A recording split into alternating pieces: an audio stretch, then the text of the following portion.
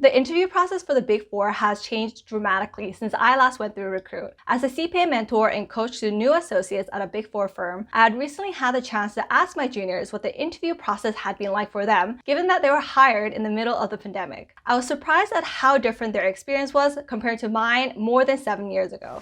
Hi guys, welcome back to my channel. My name is Gabrielle, and for those who are new to my channel, I'm a tax manager at a Big Four accounting firm. And today I'll be sharing with you the current updated process for Recruit based on my direct conversations with new associates who went through the Recruit at the end of 2020, which I have a feeling won't have changed too much this year. If you had watched my video on how I got into a Big Four accounting firm, I had went through 3 levels of interviews as well as 2 case assessments, 1 independent and another one in a team setting. The good news is that they seem to have gotten rid of the cases, but they have now implemented a different assessment instead. Based on my experience, the 3 interviews also seemed a little redundant, and it put a lot of pressure on scheduling during the recruit process if you had multiple interviews with other firms. It seems like the Big Four firms have now streamlined the interview process. Today, I'll be providing you with how new recruits go through the interview process in 2021 for the Big Four based on my discussions with new associates. Online video interviews. Instead of a one-on-one interview with HR or a manager, the firms have now moved towards online video interviews. Though it's not what you expect of a typical Zoom interview.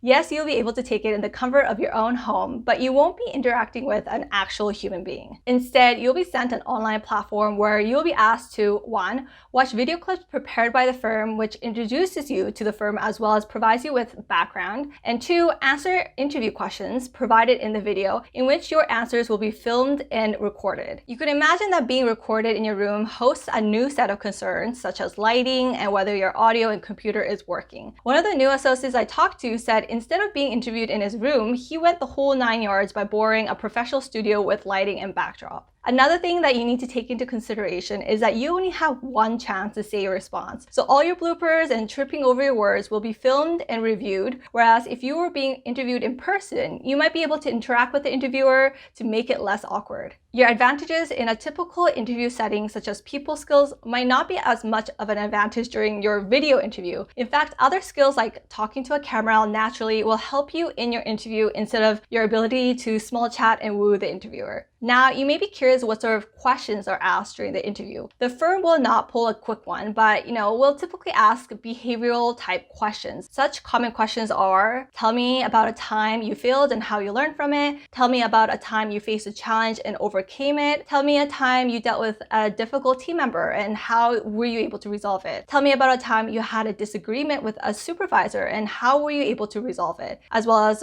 just what are 3 words to describe yourself. You're only given 1 to 3 minutes with only 1 take to answer the question. It'll be especially important for you to keep an eye on the timer since you don't want to be cut off in the middle of a sentence. This may not be as much of a problem in a typical one-on-one interview setting where time to answer a question is a little bit more lenient. However, computers won't care if you have more to say, so just be careful to keep an eye on the timer. If you guys are enjoying my video so far, it would really mean a lot to me if you guys could hit the like button down below. Now let's jump into the next step of the interview process, assessment.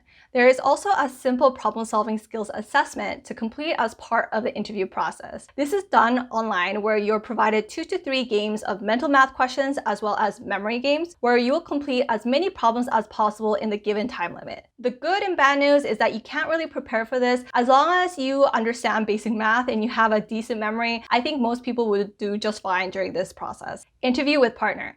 Once you pass the online video interview as well as a problem-solving assessment, your final step is having an interview with a partner. Provided that we are still not completely over the pandemic, new recruits will most likely conduct these partner interviews online instead of meeting in person, though I really can't say for sure. How your interview will go really depends on the partner. Some partners will stick with the interview format of just asking questions based on your resume, and others are a little bit more laid back and you'll just end up having a casual conversation. Most often than not, partner interviews are pretty casual, though I can't really guarantee how it'll go since it really depends on the partner. The most important takeaway is that the partner will try to see if you are a good fit with the firm. So this would mean that the partner will need to walk away with a good impression of you and ultimately like you. I know it may not sound super fair, but it's life. You may be the most qualified person for the job, but if the partner doesn't really like you, you will most likely not get the job. And at the same time, if you don't have the top grades or the best work experience, but if the partner really likes you, then a partner say may play a big influence in whether you get hired or not.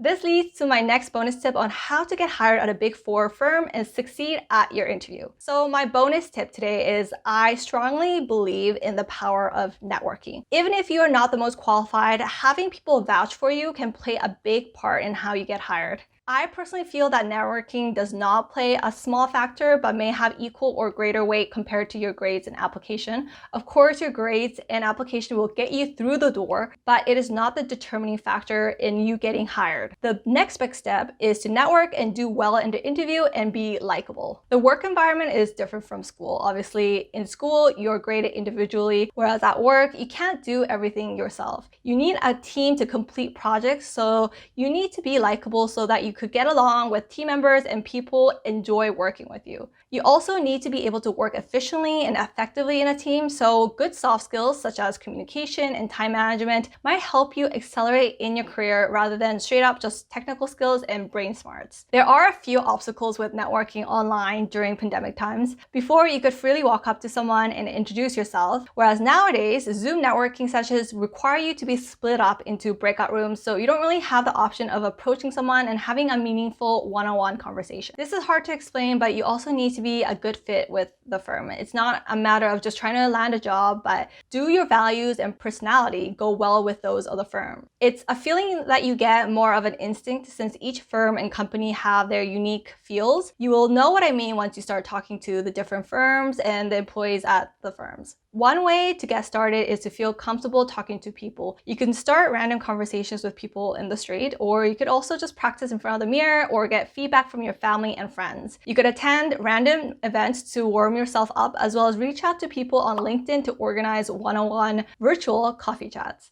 The more you commit to the process and go beyond, the better results you'll get. So remember, it's always better to over-deliver than under-deliver.